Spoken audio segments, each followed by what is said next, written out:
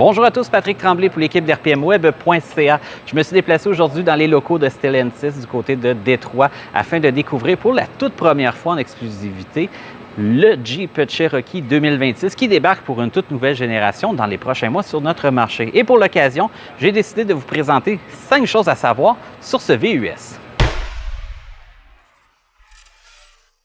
Premier point important, c'est au niveau du design. On a une nouvelle génération, donc par le fait même, on a un tout nouveau design. Il se veut être plus carré que la précédente. On peut le voir d'ailleurs avec le capot qui est plus droit. Même chose avec une partie avant qui est plus droite. Par contre, on garde à l'avant les fameuses 7 fentes qu'on trouve typiquement sur les produits Jeep depuis de nombreuses années.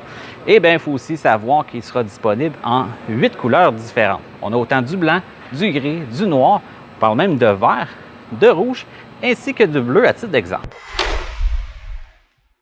Ensuite de ça, si on enchaîne sur le deuxième point important à savoir, c'est au niveau de l'habitacle. Donc, à l'image de l'extérieur, on hérite d'une toute nouvelle planche de bord, un habitacle qui est complètement réaménagé.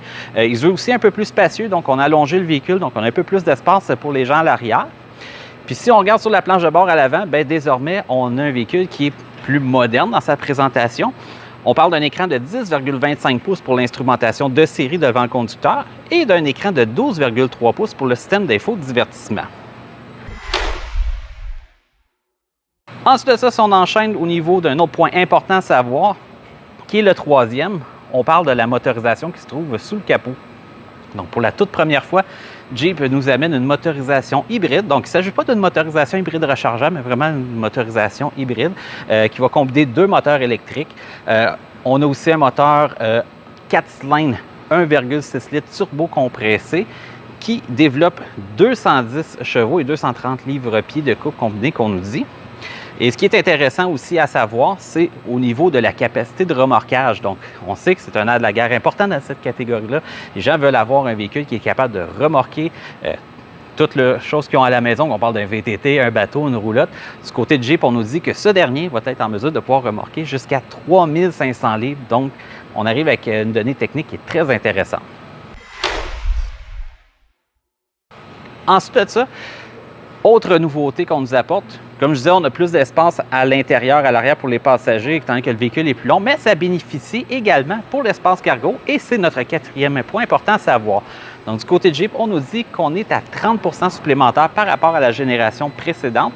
On est maintenant à 951 litres, donc c'est quand même plus élevé que ce qu'on avait auparavant.